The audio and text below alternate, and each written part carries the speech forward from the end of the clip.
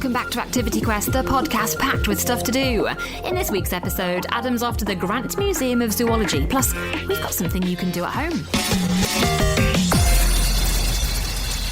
My name's Bex, and every episode of Activity Quest starts with a Fun Kids presenter doing something awesome. This week, Adam's visiting the Grant Museum of Zoology. It's part of UCL, that's University College London, and it's part museum, part teaching space. So let's find out a bit more. My name is Tanis Davidson, and I am the head of zoology and science collections here at UCL. And we're in the Grant Museum of Zoology at the moment. I've just come through the doors. It's got like a Victorian sort of Sherlock Holmesy kind of detective vibe to it. There are big wooden cabinets all around.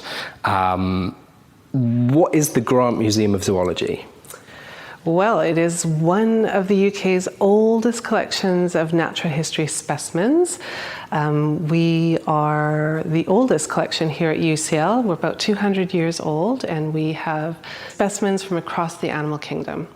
These specimens have been used in teaching and research for 200 years, and we have a beautiful museum to showcase them off to visitors and members of the public as well.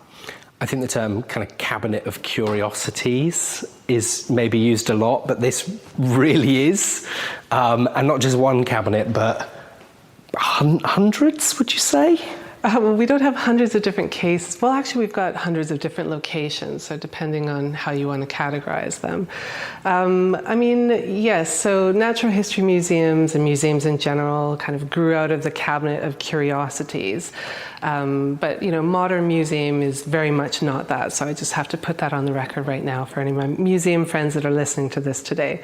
So we do have animals and specimens representing all groups across the animal kingdom. Wonderful examples of the specimens and how they've been used in teaching and research, and continue to teach us more about the animal kingdom today.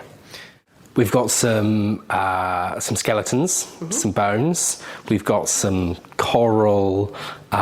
We have animals, butterflies that are sort of pinned on boards. Talk to me about what the specimens are.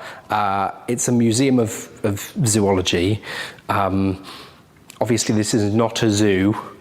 What is zoology? What is zoology? Well, it's not a zoo. It's kind of a dead zoo, and museums, natural history museums, are often referred to lovingly as dead zoos.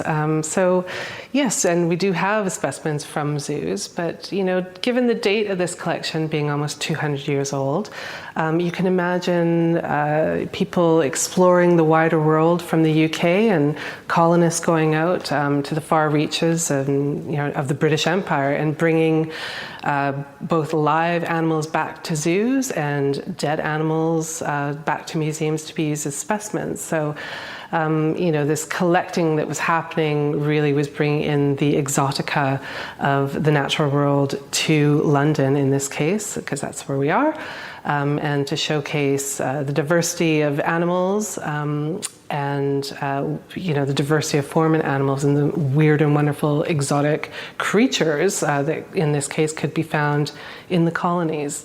So, there is that history attached to collections of this age that, we do want to address. It wasn't great. A lot of these animals were killed in order to be put on displays in museums, and animals that were killed or animals that were hunted to be brought back into zoos. Often they didn't make it alive, the long journey back to London to be put on display in the London Zoo. So, this was, there's a dark history here. But, the main thing for us is that these specimens are continued to be used. The damage has been done.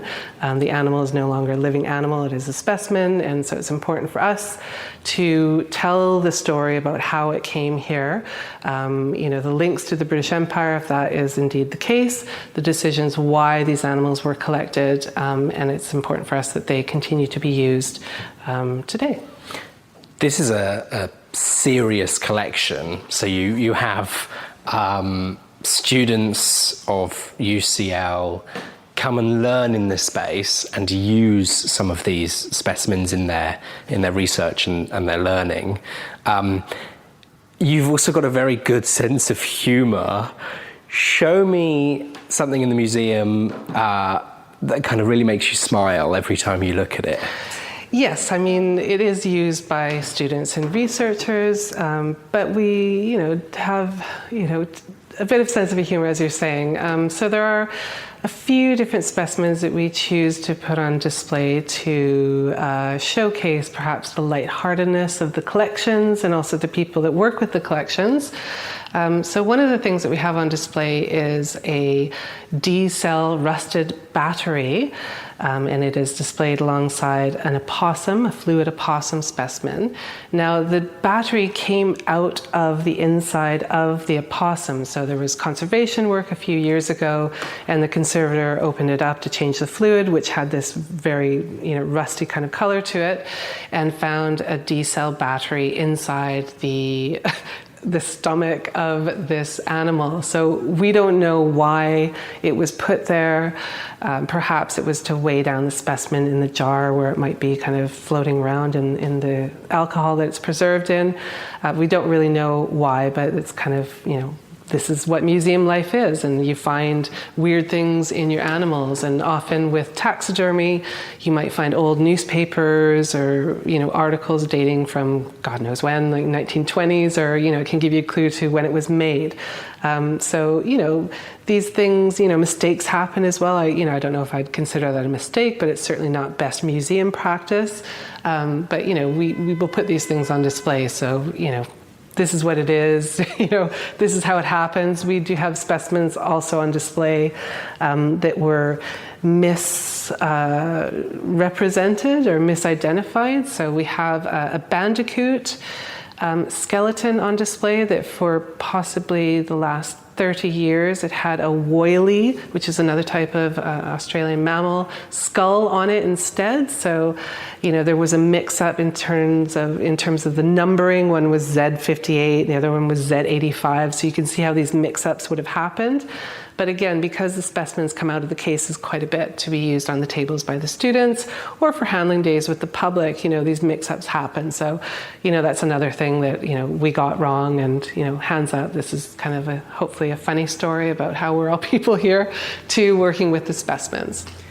And there's also a real kind of range of stuff as well. Over here, we've got some elephant skulls, which, kind of come up to my chest. And then in the corner over here, you said that this is one of the most popular spots of the museum. It used to be an old closet. What's in here? It's sort of lit up, illuminated, sort of yellow looking. Yes. Beyond one of the largest skull that we have in the collection, we have what is known as the micrarium.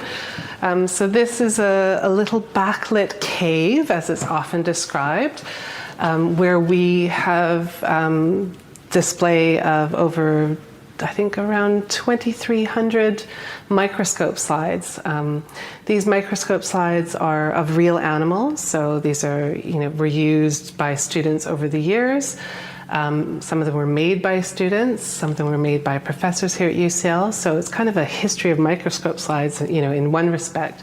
But it's also a way to represent the fact that most of the animal kingdom are very, very tiny animals. So when you go to museums and they have very large, whales or dinosaurs on displays, that's, they get the wow. But I think this is a different kind of a wow moment. And I think that people should maybe pay more attention to smaller animals, little invertebrates that kind of are at the root of all of the food chains in the natural world. So this is kind of a nod to celebrate the little guys, so to speak. You can get up and close and really see these things quite well. These, of course, would have been used under the microscope to, again, look at anatomical similarities and differences between these little invert species by students. And what separates a place like this from somewhere like the Horniman Museum or the University of Oxford's kind of Natural History Museum? What what makes the Grant Museum of Zoology really stand out? Okay, well, you've chosen two interesting comparators there. So, I mean, we are a teaching collection, and we've always been a teaching collection. So, from the earliest days of UCL, which was founded in 1826, Professor Robert Grant was the first chair of comparative anatomy. He came down from Scotland and built a collection of about 9,000 specimens in order for him to teach his subject. So the collection is because of Robert Grant. He gave his first lecture in 1828, so that's sort of when we mark our anniversary, coming up to 200 years here. But because it was for teaching, that determined the type of specimens and the type of species that we have in the collection. So we're not a huge natural history collection. We are just natural history. We don't have botany. We don't have geology. So it really was to teach, again, the differences between and amongst the animal kingdom, and how species are more closely related to each other or not. So we do have other things in the collection. So a lot of the fluid specimens, perhaps would have been throwbacks from the dissection days, again, to teach anatomical differences between different animals. So we have a lot of that in the collection as well. But I think it's how we use the collection and continue to use the collection which makes us unique. We are not open in the morning, and that's generally because we have teaching happening in the museum space. But teaching does occur in the afternoons when we're open to the public as well. So if you happen to come by the Grant Museum, say, on a Friday afternoon, sometime in October, you'd likely to see, our vertebrate life and evolution students around the tables with specimens on the tables, learning and identifying from the specimens that we have in the museum. And it's nice that I think the public can see that we're a working museum, and there's often interaction between the public and the students, or the public and the academic lead, talking about what they're doing. So, that's what we do, and we're proud of it, and it determines kind of all of our activity. And you don't have to be a student here, obviously, to come in. You also don't have to be a student here to get hands-on with some things. You've got some 3D printed skulls. Mm-hmm. And there's also something else that you've got, which is sound-based. Yes. Talk to me a little bit about that. Yeah, so we have had a bit of a redevelopment of the museum. So, we've had some time to kind of prepare a couple of new things for our visitors that come in. Again, it could be, special groups, but, generally on offer for our public visitors. It's a free museum, and all the activities we offer are free as well. So as a university museum, we like to kind of highlight how research use of the collection is meaningful, and that it does happen, and this is how it happens, and this is what it looks like. So we've developed a couple of things that showcase that, so visitors can actually have a tangible experience. So we have some 3D prints that were developed off of CT scans and also surface scanning scans of our skulls here in the Grant Museum. And we've printed them out so they can be handled, they can be examined, they can be compared, so members of the public, again, can kind of see what these skulls look like, and hear a bit about the collaborative process behind making them and why we make them. Some of them we use also in teaching because they're diagnostically important, and the originals are too rare or valuable to be handled. So it's a nice opportunity for our students and academics to use these, but also for the general public. Another new accessible, interesting activity that we have developed here at the Grant Museum is a soundscape, and this is based on bioacoustics recordings of frogs in the Seychelles. So one of our academic UCL partners, and he teaches here in the museum, Jim Labisco, does research in the Seychelles using bioacoustics to listen to where in elevation, on what islands and what times of days these tiny little, really, really tiny little Seychelles frogs are active.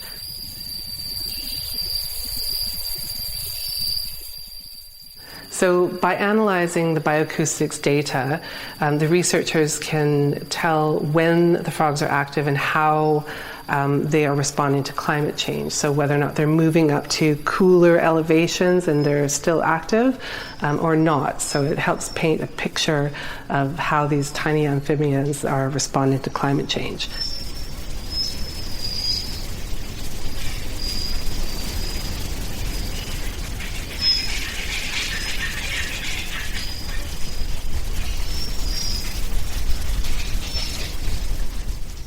So we have these bioacoustics recordings, so visitors can come to the museum and put on the headphones, hear a little bit about what they're listening to and what different species they can listen out for in the recordings, and use those to kind of rewild and walk through the museum, listening to the sounds of the Seychelles. And you can hear the little frogs, you can hear other species, you can hear the environment. So it's a really lovely, immersive experience. Again, we're in central London. As we're talking here, I can hear the traffic roaring by on Gower Street.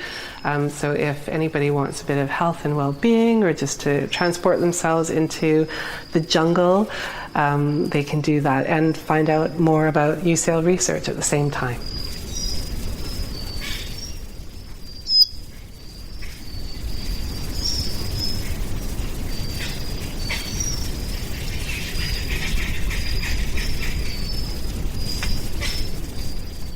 You can find out for more by searching for Grant Museum of Zoology.